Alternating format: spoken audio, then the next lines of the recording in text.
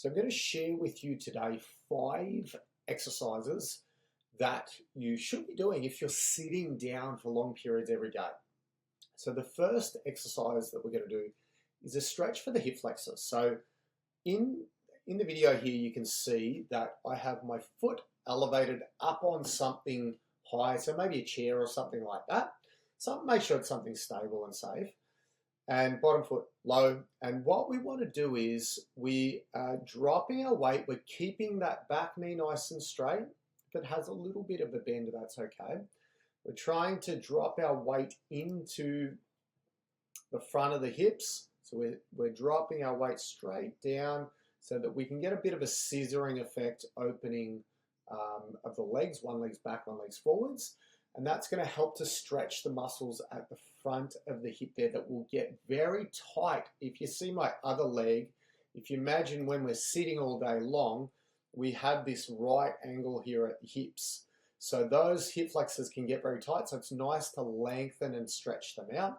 And when we do it in this fashion where I'm turning my body, so with my arm, I'm coming forwards, and you'll notice that my upper body and my hips turn as well as I reach back behind me. That will just help to get a bit of a stretch into some of the tissue more towards the front and more towards the side. So just into different parts of that area of the body. Then our next one is we're going to move down onto the floor next up.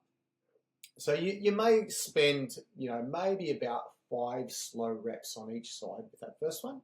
Then this second exercise, if you find it really challenging to sit on your butt on the floor like this, you can put a couple of pillows or blocks or something under your butt to elevate your hips a little bit higher than your feet. You'll find that will be much more comfortable.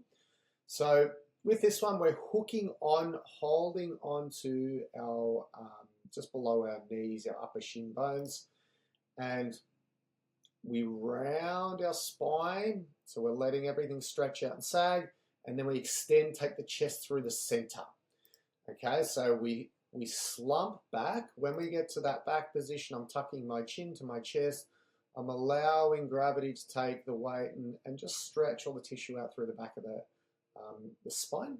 And then I'm going to extend forward. So I use my hooks on my legs, my hands hooked on, and I pull myself forwards. Pull my shoulders back, my elbows back, my chest comes forwards. I look up and I extend to a nice, strong, upright spine.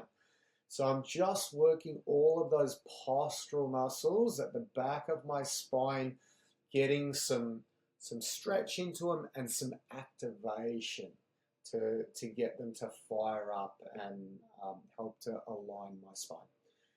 Next one we're going to do is again, we're going to be in a seated position. You see I've already got the pillow under my hips, so if that feels comfortable for you, you may like to begin like so.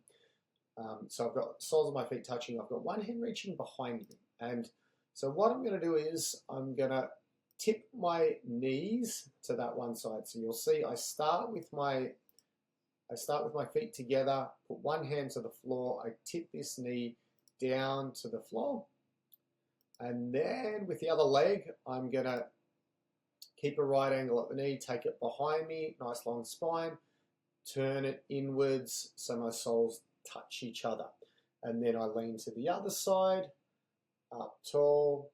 So you can see that my leg is rotating from being externally rotated to internally rotated. So this is going to give a nice stretch and some nice movement deep inside the hip joints, which can often get very stiff and tight from sitting in a locked in position where you're not moving. So this is a really nice movement to loosen up the hips. Then our next one, I'm using a bolster here, just a few cushions is fine as well. So you can see that I'm laying with my head and shoulders on the floor. I got my leg, my heel on the floor, and then my hips are just elevated with this cushion underneath. Now, I want to have it under my butt and my hips, not under my lower back. Otherwise, it's going to arch your lower back into an uncomfortable position. So what we do is we hug one knee in towards our chest. We let the other leg hang out nice and long and free. And then we switch. So again, this is going to have a similar scissoring effect where we can get a bit of a stretch into the muscles at the back of the thigh here. If you are tight through there, you'll feel that there. But in particular, we're trying to stretch out through the front of the hip flexors again, which I mentioned before, get very tight when we're in a seated position. Then our final exercise is, again, keeping that pillow, the bolster, under your hips, not under the lower back, as I mentioned. We're just going to get some nice flowing movement. So we're holding onto our knees here, and we're just going to take the feet to the floor. We're going to open the knees wide, bring the knees together, lift the feet off the floor, hug them into your chest. So it's a nice lower back and inner thigh release, this one. We're just letting gravity do the work and then just pulling our knees to chest. So when we go down here, we just let it sit for a second or so. We let gravity take the weight of our legs outwards so we can get some stretch into those inner thighs. And then when we come back up to the top, like so, we're just going to hug our knees in towards our chest, which is going to give a nice lower back and maybe a bit of a release into the butt and the back of the legs if you're very tight through there.